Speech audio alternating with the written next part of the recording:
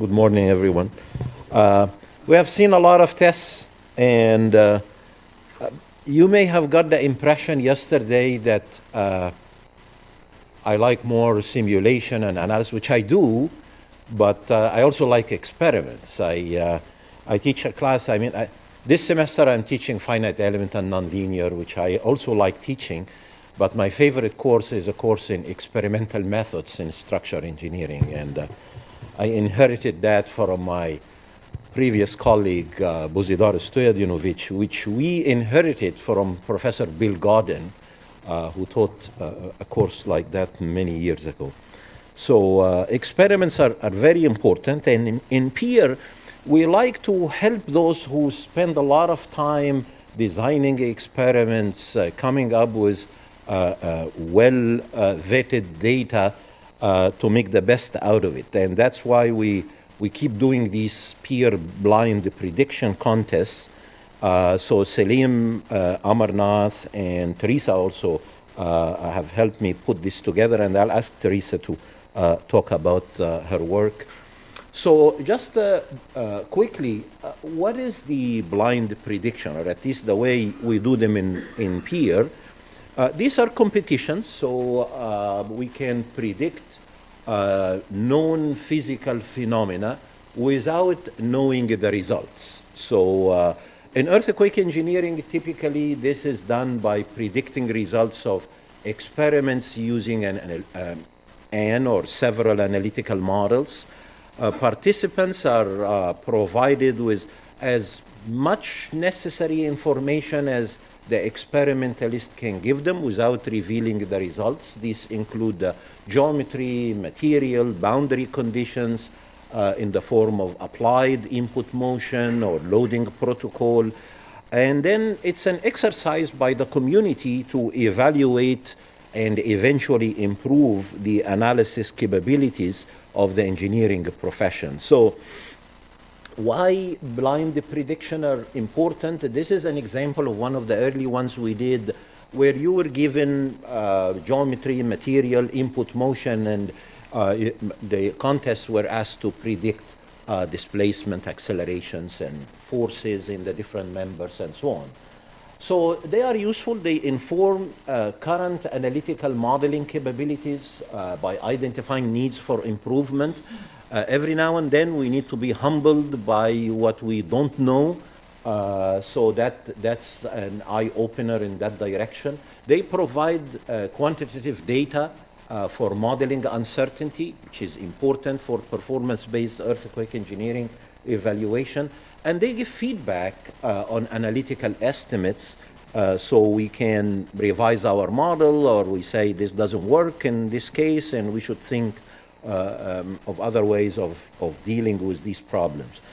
We have seen glimpses of the peer institution experimental capabilities, the soil box in Reno, shaken table in Berkeley, shaken table in UCSD, wave tank in Oregon, and so on, centrifuge in Davis.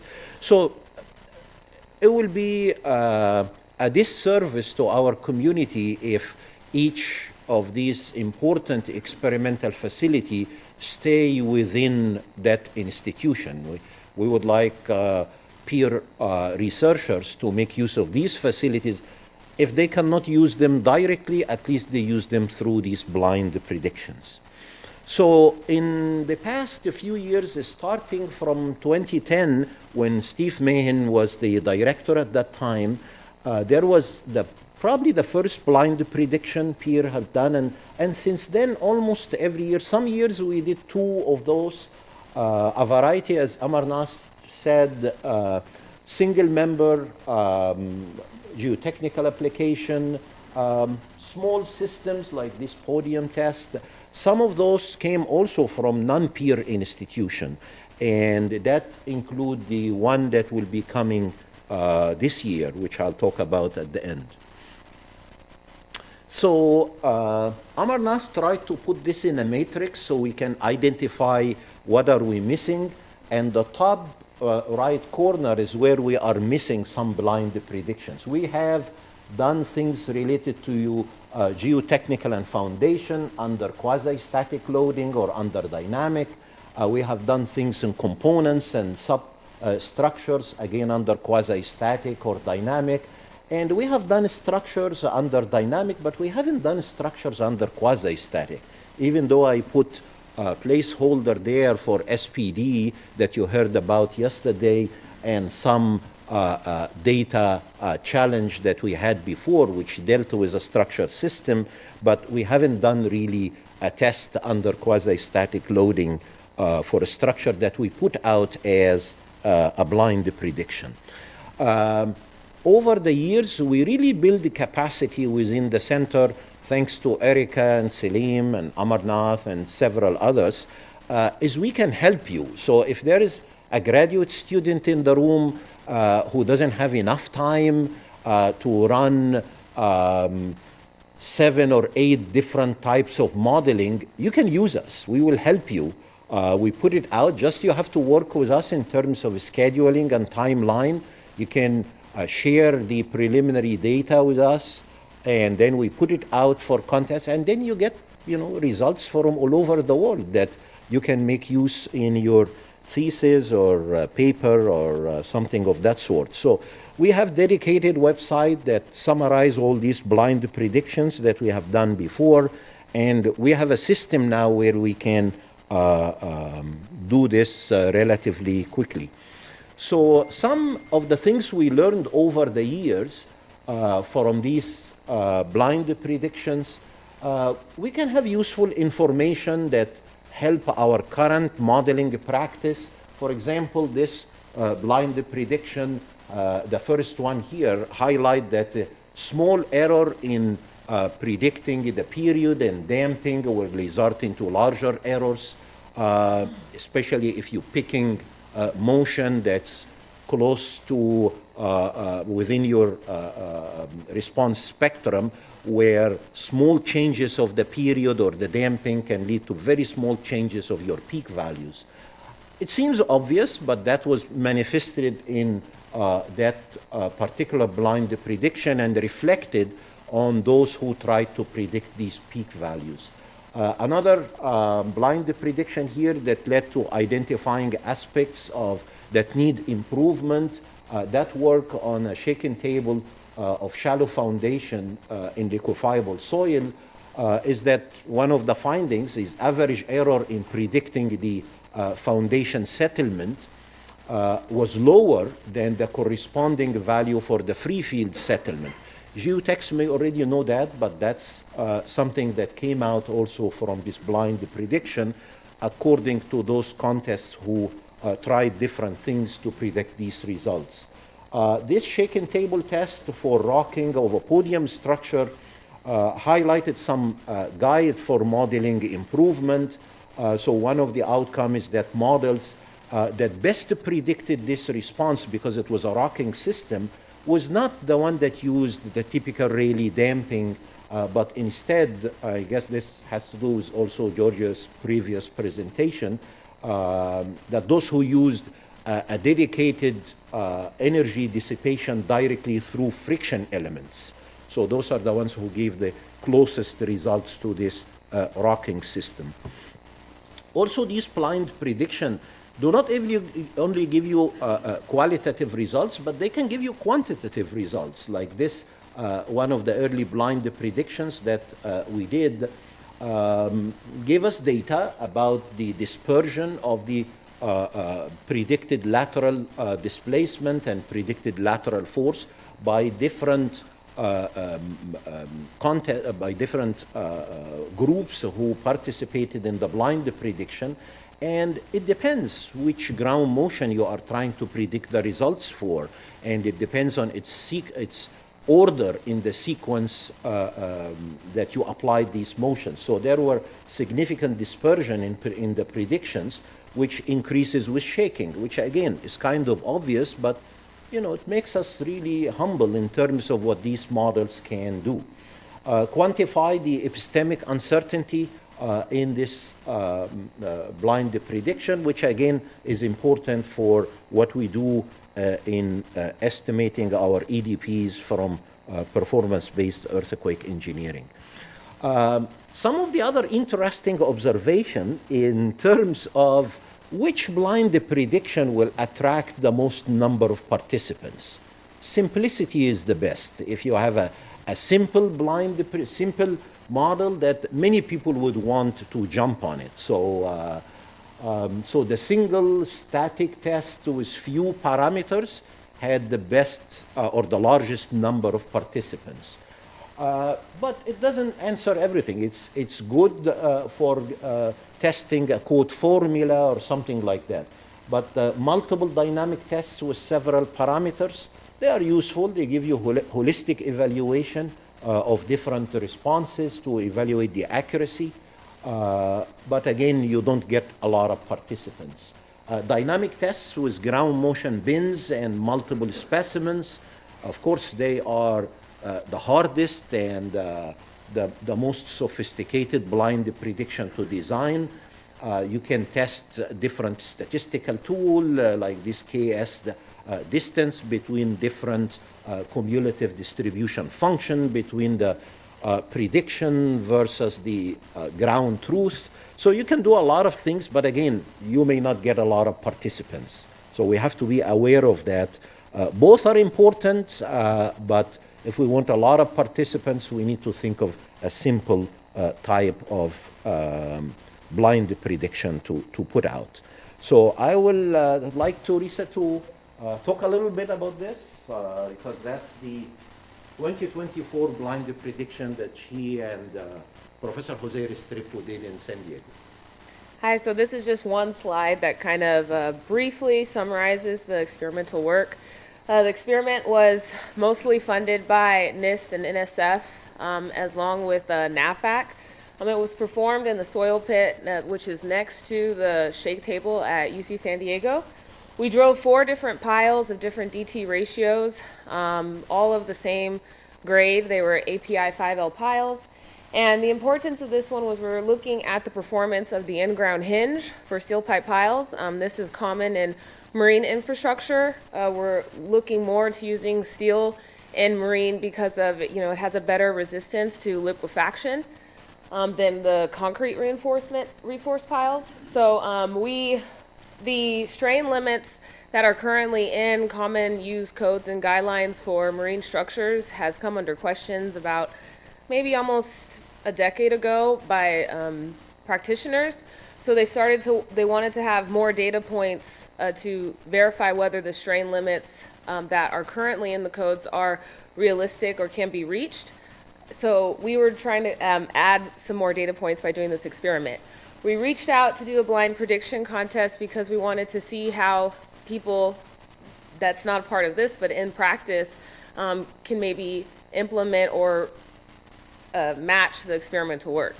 We didn't put any restrictions on what type of programs could be used.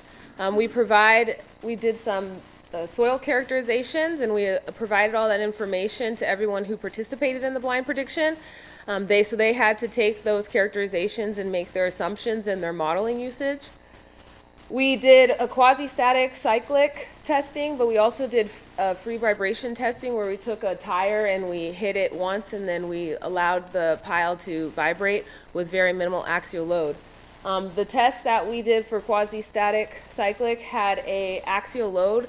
As you can see here on the bottom, we suspended some concrete blocks to provide that axial load. This is what's unique about this test. This hasn't been done before to look at the in-ground hinge.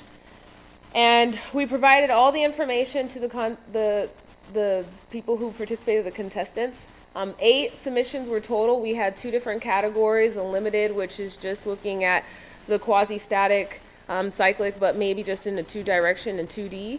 And then we had a comprehensive, which we were looking for more of a dynamic response, and we asked them to try to replicate some of the free vibration response back from the test. The middle figures here just shows the displacement cycles that we applied. It's separated into 2 different sectors. So we had a small displacement cycles, and then we went into larger displacement cycles. I think I mentioned that, but of the 8 contestants, 6 participated in the limited, and only 2 participated in the comprehensive, but we rewarded a winner to each one. And in the graph here that you see at the bottom, you could see it's kind of light, but the very dark line is the experiment, and the two gray lines that follow underneath it are the two winners. We focused on the importance of properly getting the stiffness of the experiment. You could see some people overestimated the stiffness for the system, and even their maximum loads were much higher than what we saw in the experiment. Yeah, so I think that's it. So thank you. Thank you very much, Teresa. And this whole contest was initiated by Teresa and Jose Restrepo, and they approached us. Jose have been a regular user of our blind prediction capabilities, and we value that. So hopefully that will excite some of you also to approach us if you have valuable data that you haven't published yet, you haven't released the results, and you would like us to help you putting this out for a contest. We will be happy to do that. So before we announce the winner, we only have one of them here. The other one, we have to send him his plaque. So, but I want to say a few things about the upcoming blind prediction, which will be released in April 7. So stay tuned for that.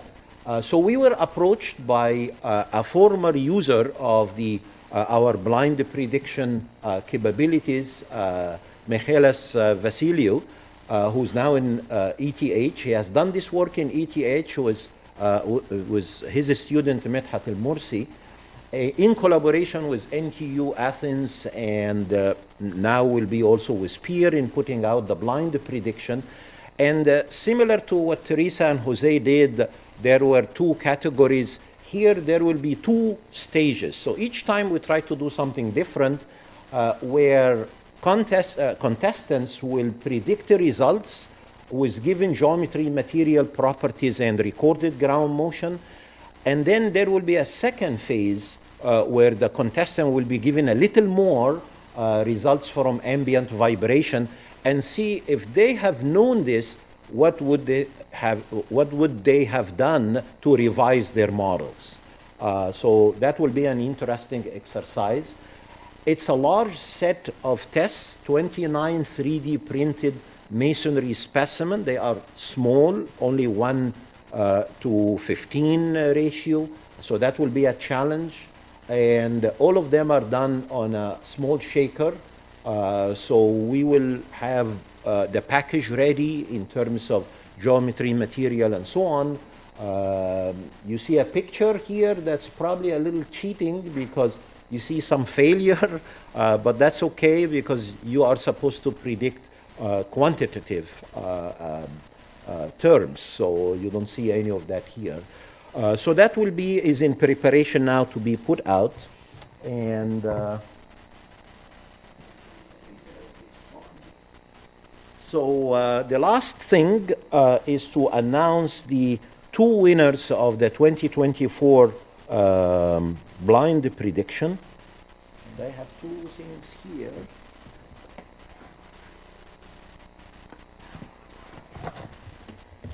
So the winner of the limited analysis category is Ken Ogorzalik, and who is a Berkeley alum, but this has nothing to do with the decision. It just happened by pure accident.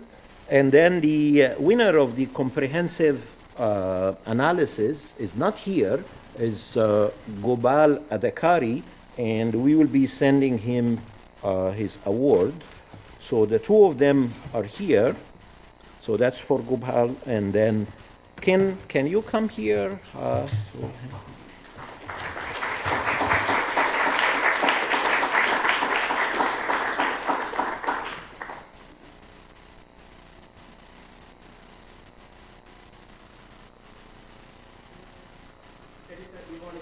Yeah, please. In the middle.